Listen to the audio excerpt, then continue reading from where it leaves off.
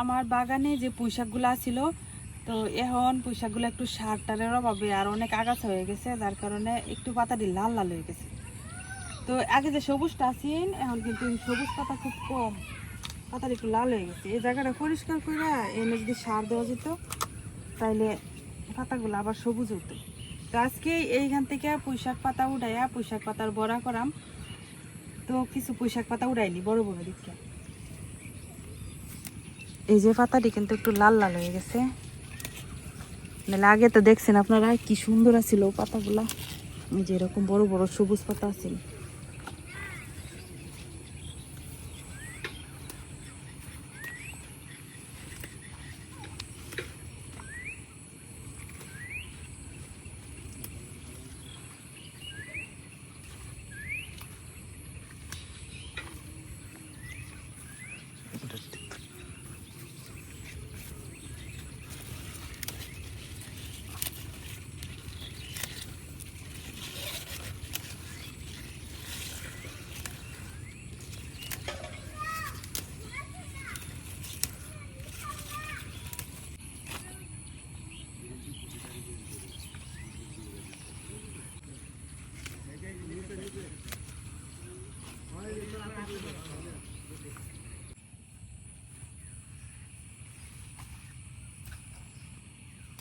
না এডিট খালি পাতা।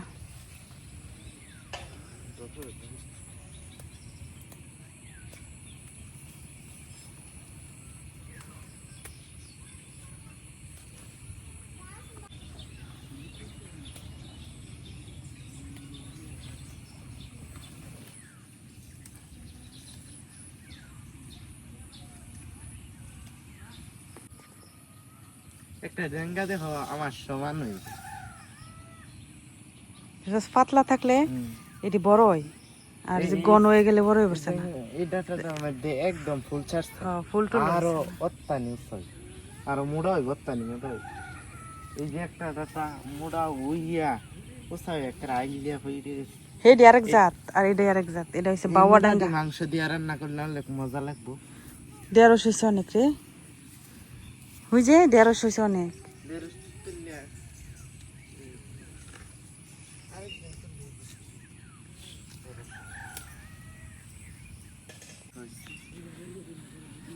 জঙ্গল পরিষ্কার করার কোনো লোক পাইতেছি না, যাও একটা লোক পাইছিলাম, এখন এই বৃষ্টির কারণে কাজ করতে হয় না। তো এই সবগুলো পরিষ্কার করাইতাম আর কি। এদিকে আমি একটা আবার সাজনা গাছের ডাল লাগাইছিলাম, এটাও হইতাছে নিচে ওই যে। আর সবচেয়ে সুন্দর হয়েছে আমার বাগানের এখন এই যে শিমুল আলু গাছ, এই সাইড দিয়ে লাগাইছি না, এটা সুন্দর হয়েছে সবচেয়ে। আর পাট শাকগুলো অনেক বড় হয়েছে।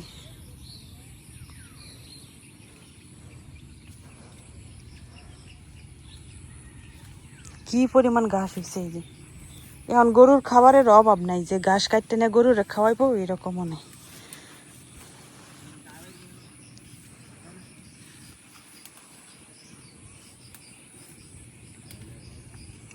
হেডি থাক, হেডি গুড়ি তুটবো না, এডির পাতা দিল এলা।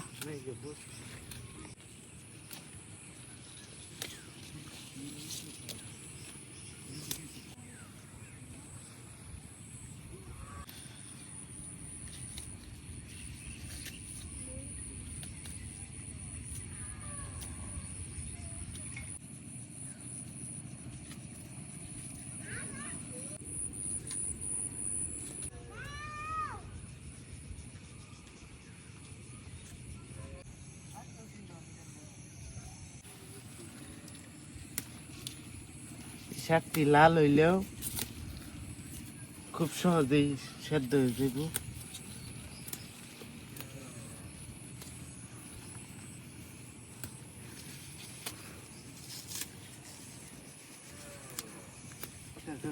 অনেকগুলা পয়সা কি উঠানো হয়েছিল, তো এই যে এইগুলা নিলাম না, এগুলাই এমনি রেখে দিচ্ছি, মানে ছোট ছোট তো কাটতে সুবিধা হইব, আর এত লাগতেও না আমার। তো আমার যেগুলো আমি লাগবো আমি এটি খুব ভালো করে ধুয়ে নিচ্ছি। এই যে এখন আমি এটি একটু চিকন চিকন করে কাটতে নিলাম।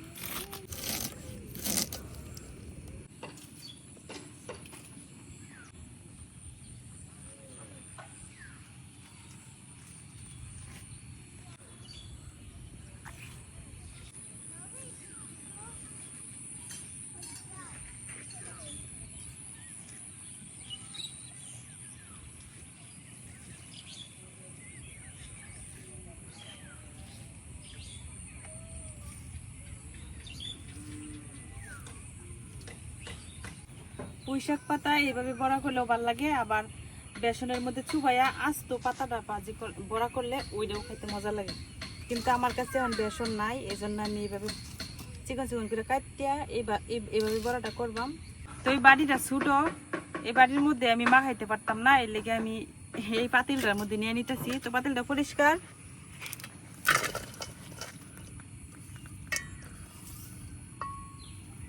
এখন দিয়া দিতেছি এখানে পেঁয়াজ আর কিছু কাঁচামরিচ এরকম কুচি কুচি করে কাটতে নিছি, শুকনো মরিচের গুঁড়া, হলুদ গুঁড়া, জিরার গুঁড়া, লবণ।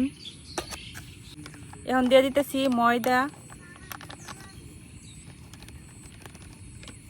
এখন সব কিছু খুব ভালো করে মাখাই নিও। পুঁইশাক থেকে এমনি তো পানি ছাড়ে, তো বেশি পানি দেওয়ার দরকার নাই।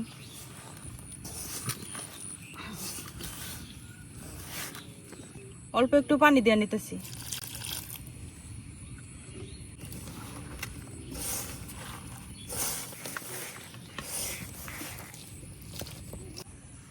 এখন কড়াইয়ে বড়াগুলা ভাজার জন্য দিয়ে দিতেছি তেল। আর এদিকে আমি সুন্দর করে মাখাই নিছি, এই যে এরকম আঠালো আঠালো হয়েছে। তেল গরম হয়ে গেছে, এখন আমি বড়াগুলা ভাজা নিলাম।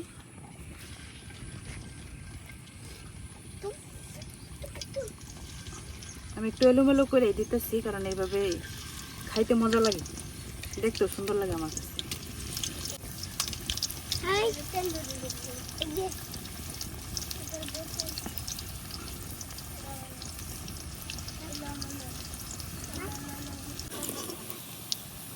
প্রথম বড়াগুলা কিন্তু ভাজা হয়ে গেছে, এই যে একদম লাল লাল মচমচা করে ভাজা নিছি।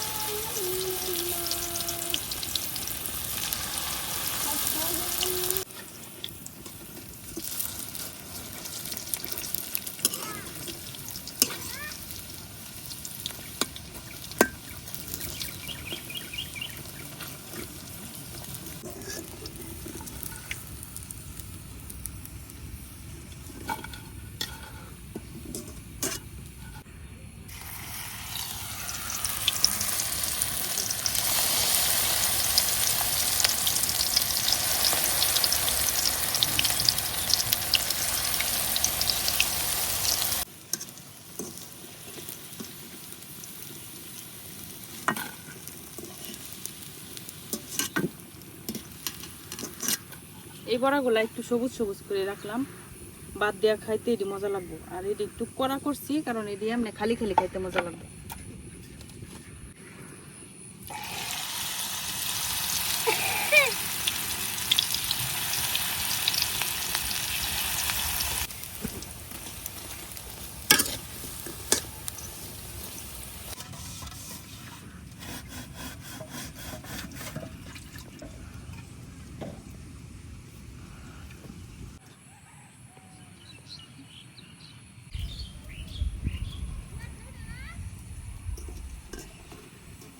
আমার সবগুলো বড়াই ভাজা শেষ।